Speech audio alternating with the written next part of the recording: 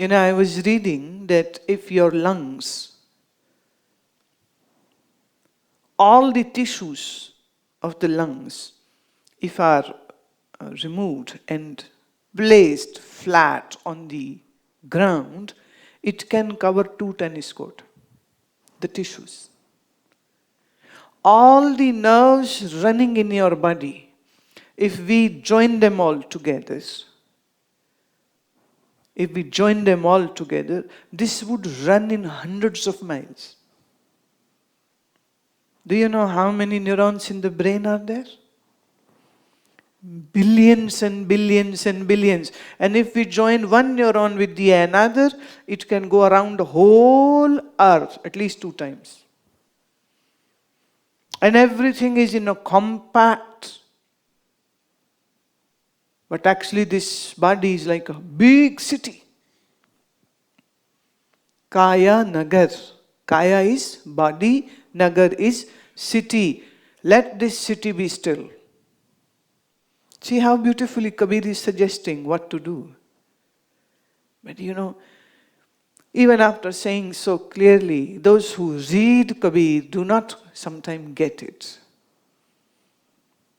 And he's saying it so vividly. Kaya nagar thir hoye bhai, anand roop sakal sukhdai. When we say still the kaya means the body, and kaya also means the mind. Let the mind and the body be still, and you will have ananda inside. Sunya dhyan sabke man mana.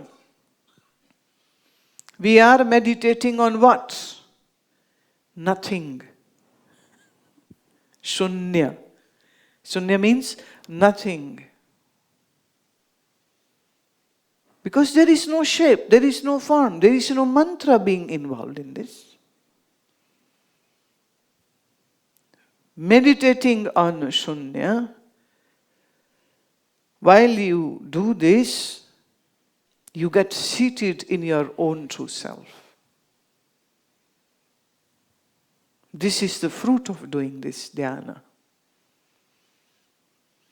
Shunya dhyan sabke man mana, tum baitho atam asthana.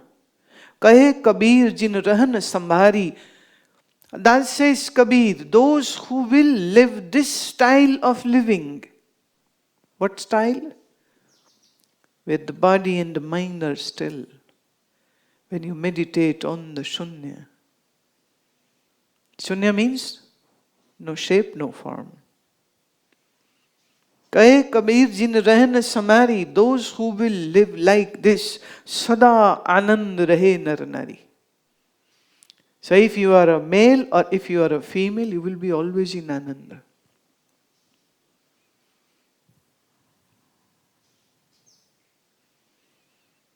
You are always ananda. Why? Because Anand is your reality. That is what your true form is. This body is not your true form.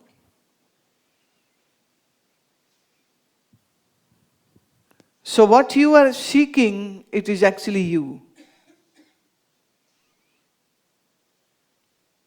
But you still don't understand that because the mind has all the questions and illusions and the Maya. So this veil is there. मन के ऊपर पर्दा पड़ा है, जिसको ढूंढ रहा है, जिस आनंद को ढूंढ रहा है, वह आनंद खुद ही है, पर फिर भी आनंद ढूंढ रहा है ना पागल?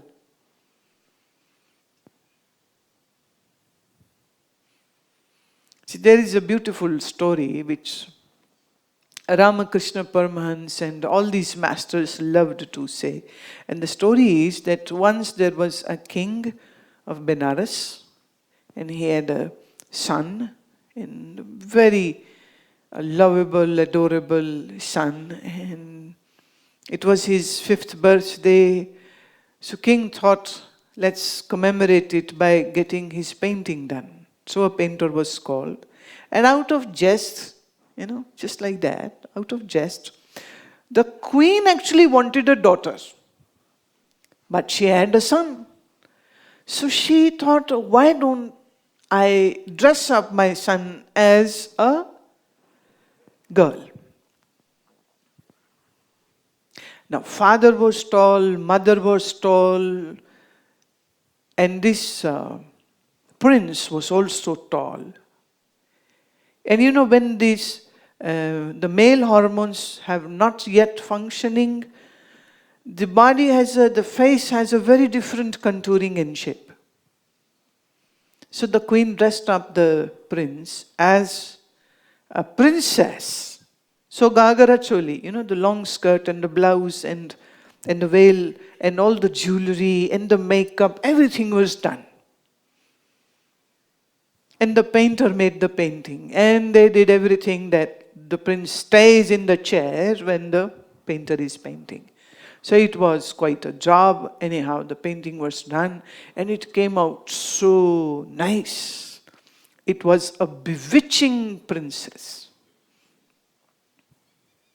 Well, the birthday happened, and then years went by, and then that portrait was kept in the store.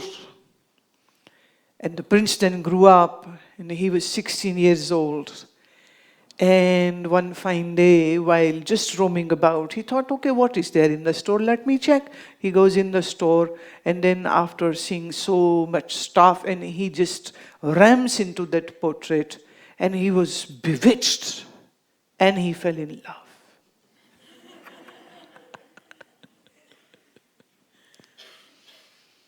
Every now and then he would go to the store and spend hours by that princess.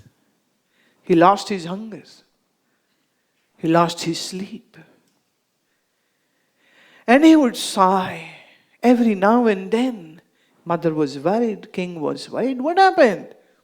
And he won't let anybody know what's going on in his head. So they asked one of his very, close friend, you talk to him. So the friend asked, oh prince, why are you so sad? What do you want? He said, I am in love. So with who? Then he took him to the store and that portrait. And when the friend saw, I said, my God, what a beauty.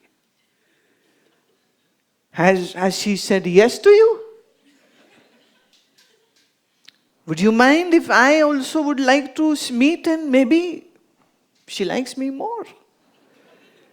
And the prince slapped him and they fought.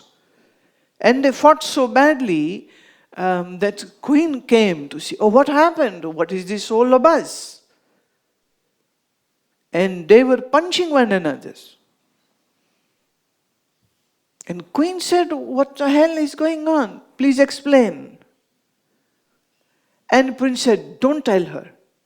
Don't tell my mom anything. And he said, now I'm going to tell, surely. You have beaten me. So I'm going to definitely tell. So he says, oh queen, your son is in love. And he has portrait of this princess, but he doesn't know where she is or how he can meet her, and how silly this boy is. He has never met, just seen the portrait and is in love. Do something about this crazy fellow. Queen said, which portrait?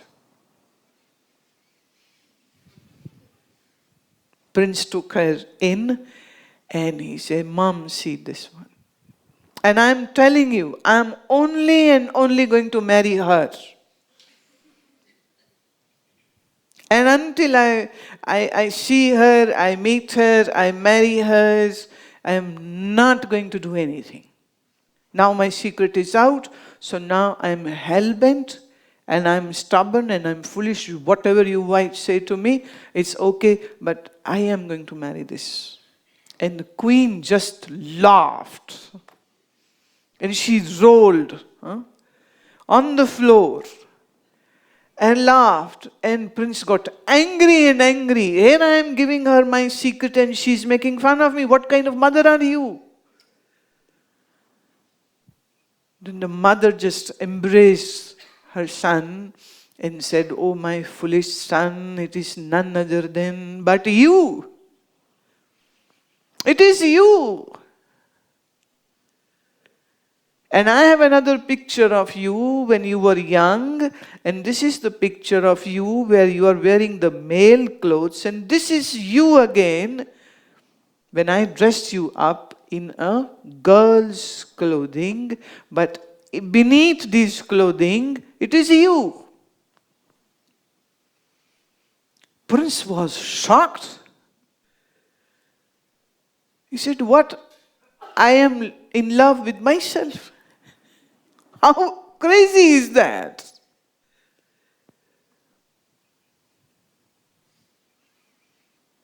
So you are seeking Ananda, and you are the prince of this story